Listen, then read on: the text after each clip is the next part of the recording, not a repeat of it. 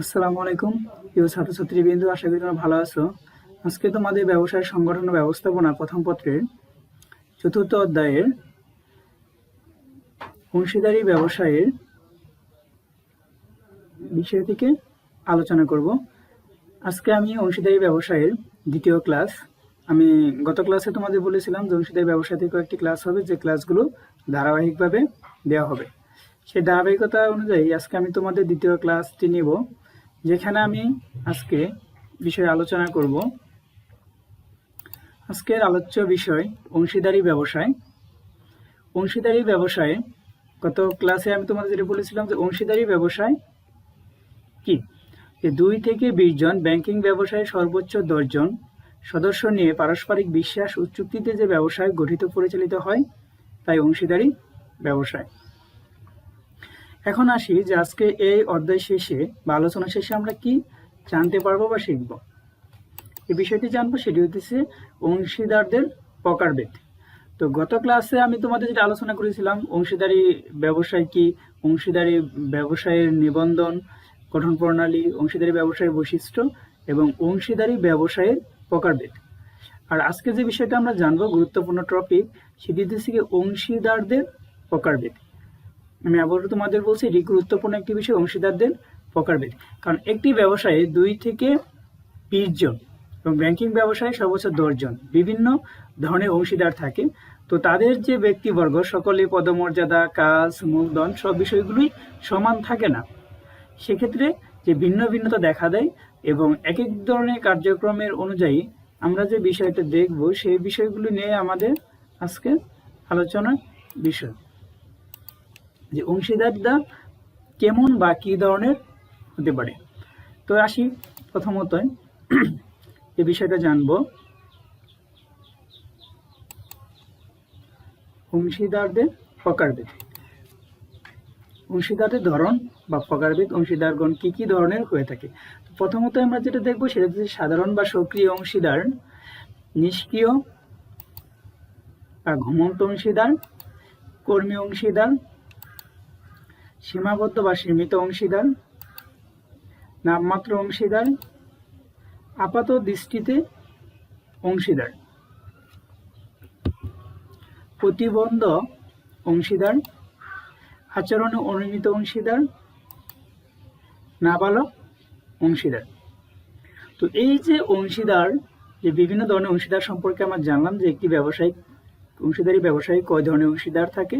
তো আমরা এখন আসব যে এই যে অংশীদারের প্রকারভেদ, অংশীদার মূলত আমরা কিভাবে চিনব বা কাদেরকে কি ধরনের অংশীদার বলা হবে, সেই বিষয়ে এখন আমরা বিস্তারিত আলোচনা করব।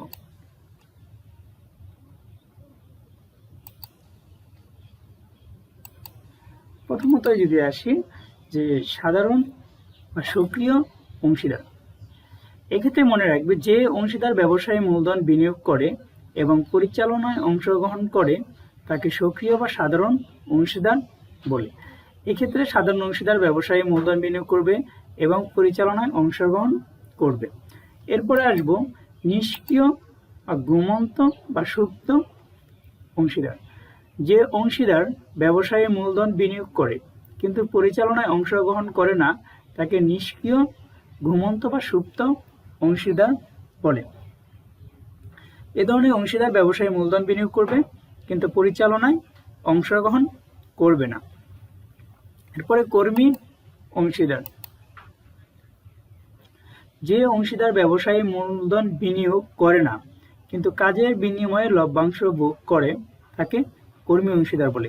এই ধরনের অংশীদার ব্যবসায়ে মূলধন বিনিয়োগ করবে না কিন্তু সে যে কাজ করবে কাজের বিনিময়ে লভ্যাংশ ভোগ করবে তাকে কর্মী অংশীদার বলে।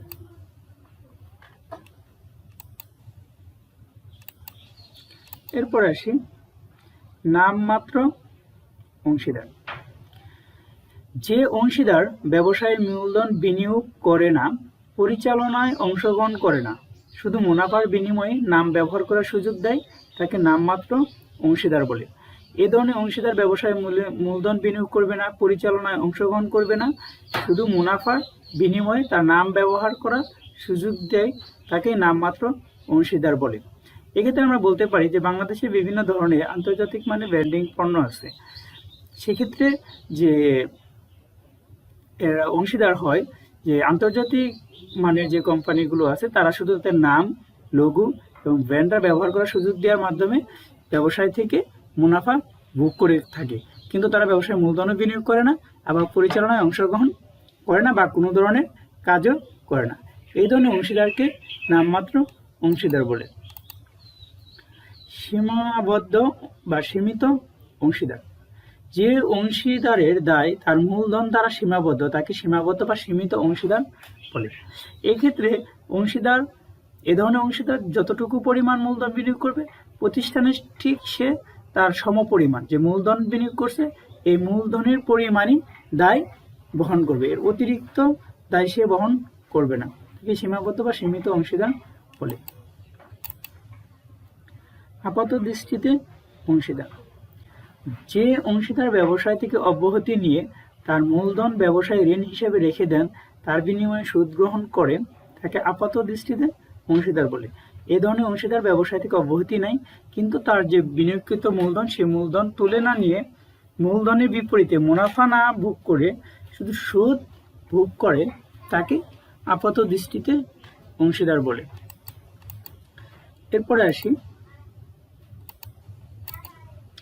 আচরণে অনুমিত অংশীদার।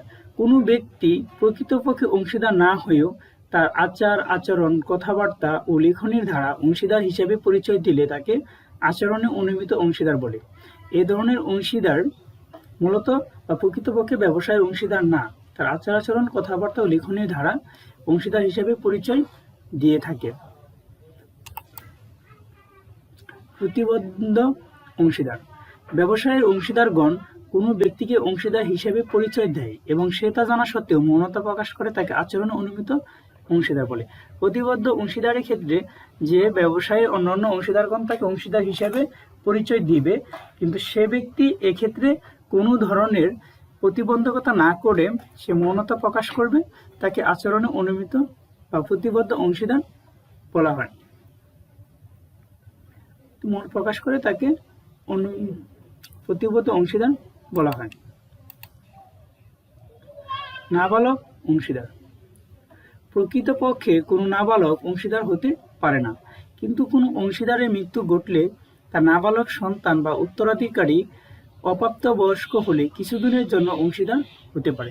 মূলত বাংলাদেশের যে আইন, এই আইনে নাবালক অংশীদার হতে পারে না, কিন্তু কোনো অংশীদারের মৃত্যু ঘটলে তার উত্তরাধিকার বা তার সন্তান অপ্রাপ্তবয়স্ক হলে কিছুদিনের জন্য অন্য সদস্য যারা আছে তাদের সম্মতিক্রমে ব্যবসায়ে অংশীদার হতে পারে, তাকে নাবালক অংশীদার বলে। আজকে আমরা যে বিষয়টি জানলাম, যে মূল বিষয় থেকে আমরা একটু আবার রিভিউ করে আসতেছি, দেখি যে কি বিষয় আজকে আমাদের জানা হলো। প্রথমত ছিল আলোচ্য বিষয় অংশীদারি ব্যবসায়, দ্বিতীয় ক্লাস অংশীদারি ব্যবসায় কি 2 বা ততোধিক 20 থেকে সদস্য নিয়ে পারস্পরিক বিশ্বাস ও চুক্তিতে যে ব্যবসায় গঠিত পরিচালিত হয় তাই অংশীদারি ব্যবসায়। এবং আজকের মূল বিষয়টি ছিল অংশীদারদের প্রকারভেদ, এবং এই অংশীদারদের প্রকারভেদের ক্ষেত্রে কি অংশীদারি ছিল, অংশীদারণ বা প্রকারভেদ ছিল, যে সক্রিয় বা সাধারণ অংশীদার, নিষ্ক্রিয় বা ঘুমন্ত অংশীদার, কর্মী অংশীদার, সীমাবদ্ধ বা সীমিত অংশীদার, নামমাত্র অংশীদার, আপাত দৃষ্টিতে অংশীদার, প্রতিবদ্ধ অংশীদার, আচরণে অনুমিত অংশীদার এবং নাবালক অংশীদার। তো আমরা পরবর্তী ক্লাসে যে বিষয় নিয়ে আলোচনা করব, অংশীদারি ব্যবসায়ে আরেকটি ক্লাস হবে, সেখানে তোমরা অবশ্যই মনোযোগ সহকারে দেখবে। এবং তোমাদের যে বিষয়টি বলতেছি, যে এই আলোচনা থেকে তোমাদের যদি কোথাও কোনো বিষয় বুঝতে সমস্যা হয় তাহলে অবশ্যই তোমরা কমেন্টস বক্সে জানাবে, আমি যথাযথ উত্তর দেওয়ার চেষ্টা করব। আর এই বিষয়ে তোমাদের যে মূল পাঠ্য বইটা আছে সেই বইয়ের অংশীদারদের প্রকারভেদ যে পাঠটা আছে, এই পাঠটা তোমরা একটু ভালো করে পড়বে, তাহলে অবশ্যই তোমাদের এই বিষয়ে সামগ্রিক ধারণা হবে।